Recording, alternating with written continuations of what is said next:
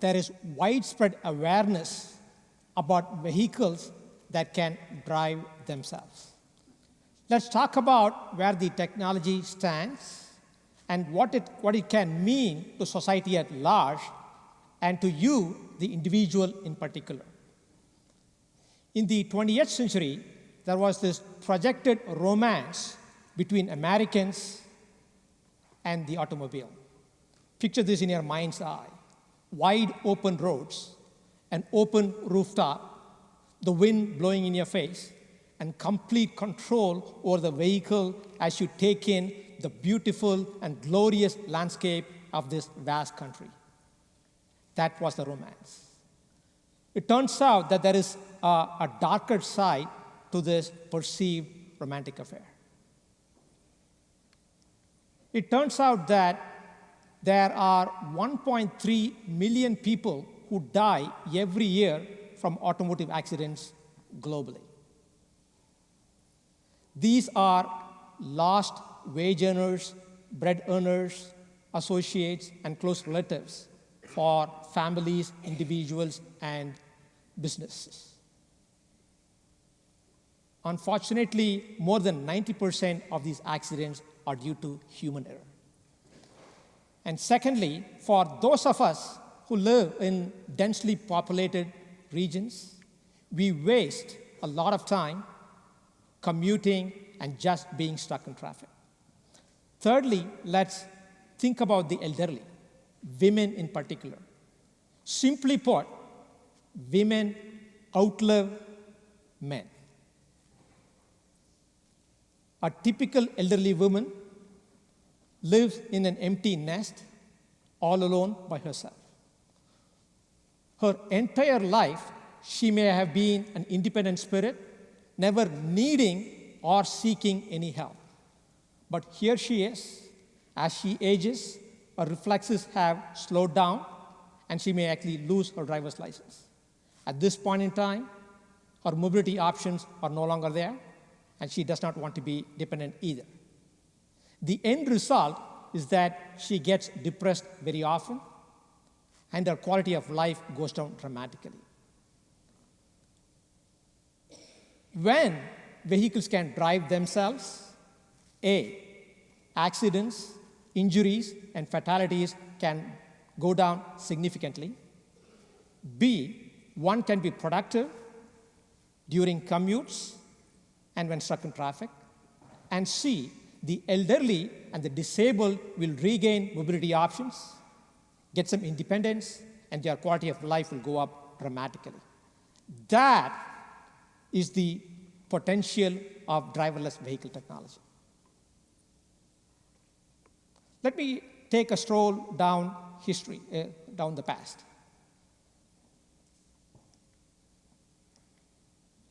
Here is a picture that depicts a family of 4 driving in a vehicle. But look, Mom, no driver. The year was 1939, when General Motors actually had this picture exhibited in a World Expo. Engineers even then had thought about how they could actually implement this when digital computers and software programs did not even exist. They thought about embedding electrical wires and magnets on the roads, the dark line that you actually see right in front of the car, and using electromagnetic technologies available even then, the car would basically sense those circuits and then drive by itself. In short, the concept, the vision of driverless vehicles is pretty old. Let's fast forward about 65 years now.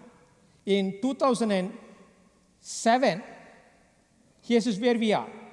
We have accidents of all kinds happening all the time, but these need not be a fact of modern life.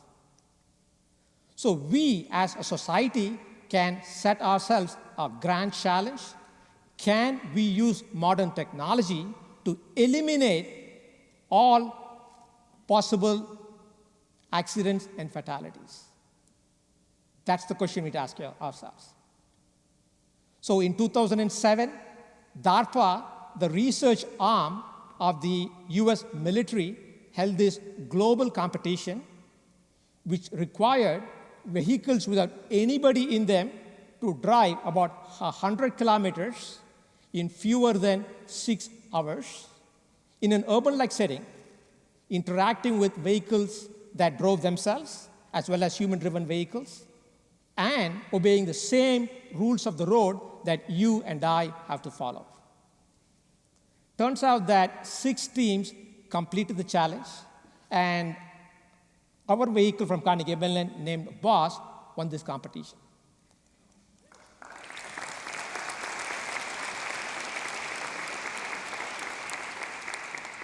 Much more importantly, this competition proved once for all that the concept of self-driving vehicles is no longer science fiction. It was only a question of when, not if. So let me take a slight detour now. At an event recently, I was giving a similar talk. Right after the talk, a lady sought out and wanted to talk to me. I stepped out of the room with the lady, a very normal-looking lady, a young, pretty lady in her low 30s. She says to me the following. Apparently, she suffers from macular degeneration, a genetic disease which slowly but surely takes away your eyesight. Apparently, it's a disease that runs in her family and typically strikes family members when they are 60 and above. In her case, it struck her in her early 30s, probably because of stress. And she says, I can barely see you. I am standing 2 feet in front of her. Looks very normal. Apparently, her husband had left her. He could not deal with the situation. She asked me, when can I buy this technology? This would transform my life. I take multiple buses. I have to walk to the bus stop, and then at the other end, walk to the bus stop as well. This would literally change my life.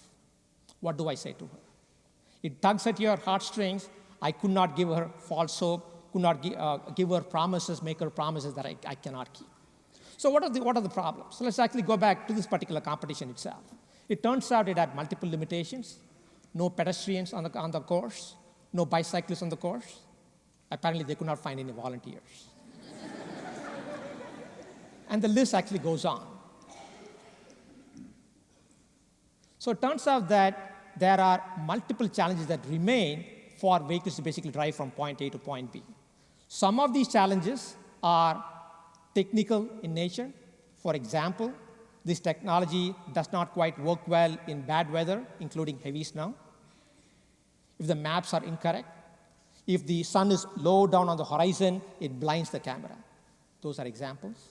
A second set of challenges is legal in nature. When a driverless vehicle hurts somebody who is liable, the legal and regulatory framework is not in place, not yet. A third set of challenges is societal in nature. How will society react when things go wrong? In particular, I worry about how will society react when a child gets hurt by a driverless vehicle. We do not know yet. So there are things that we need to worry about. So let me, I guess, being a technologist, let me delve a little bit deeper into the technological issues that need to be solved. Here are some encounters of the daily kind that we meet while driving. Here are some signs, objects, and problems like potholes on the road that we have to deal with. And the next set of symbols here is just a sample of signs and artifacts that we have to deal with only in a construction zone in the US alone. Right? And next, here are some traffic light configurations where some of them actually even display the speed limits. We as humans understand these things very quickly and intuitively. But wait, there's more. There's wildlife on the road, a different kind of wildlife, kneeling down on the crosswalks, taking pictures. School guards around school children, wheelchairs, toddlers, road closages, school buses, emergency vehicles, and even sandstorms.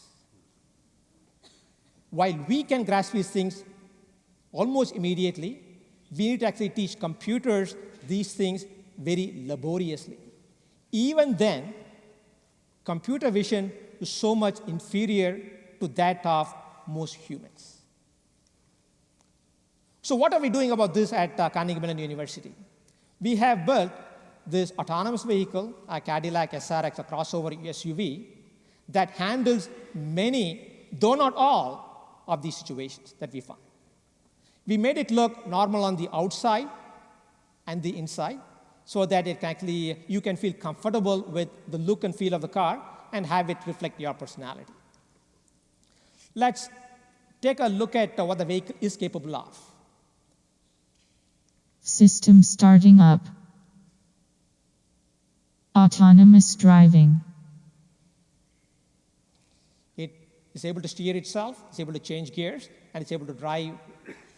No driver needed in principle. So that's basically the basic platform of the vehicle. Looks very normal, and is actually capable of driving itself under the right circumstances. The vehicle actually has cameras, radars, and laser devices, which can actually detect bicycles along the pavement, multiple bicyclists driving in front of the car, doing crazy things, and bicyclists driving perpendicular to the direction of the car. If you ride a bicycle, you will love this technology because the cars will basically detect you, recognize you, and keep a safe distance from you. And it also, meanwhile, for example, distinguishes between bicyclists and pedestrians as well. In a construction work zone, caution, entering construction zone. It found there was a construction zone, detects those channelizers, cones, and barrels in real time, stays away from them.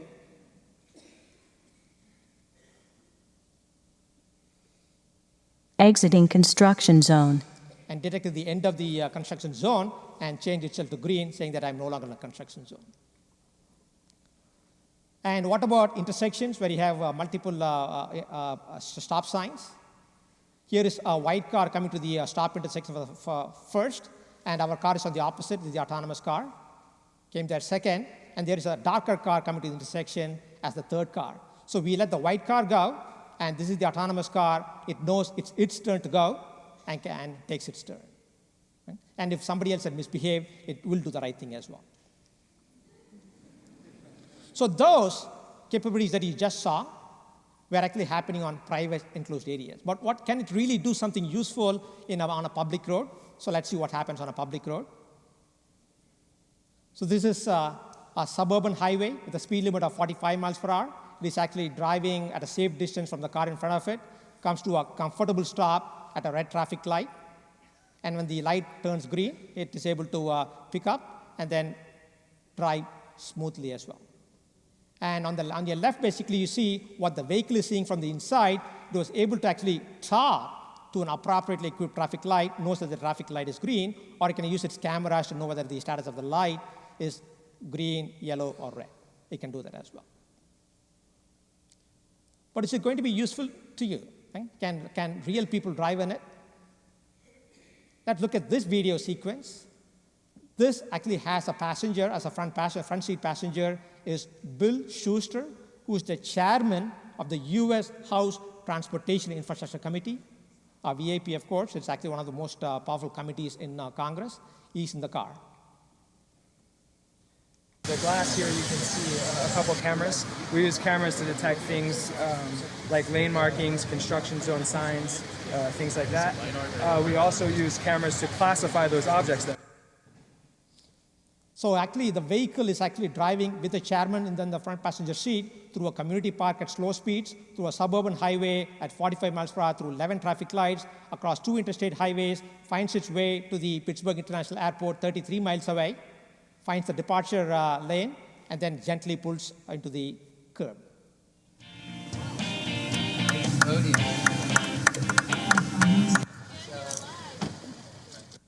was excellent. It's amazing that it did it without even a hitch. He was very pleased. I presume more pleased that there was no incident. So there we are. The technology is progressing very rapidly, and the transportation landscape is going to be transformed forever. The question is, how does society and the regulatory system deal with this? They have to justifiably be cautious about the safety, reliability, and affordability of this technology. But they also need to be open-minded to accepting these advances. And above all, each one of us as an individual need to ask ourselves, will I be willing to give up control? Let's make a difference. In terms of making a difference, this is where we need to be. Of course, our team is behind all this technology, helping to make it happen, helping to make a difference. So thanks to this team, and thank you for the opportunity.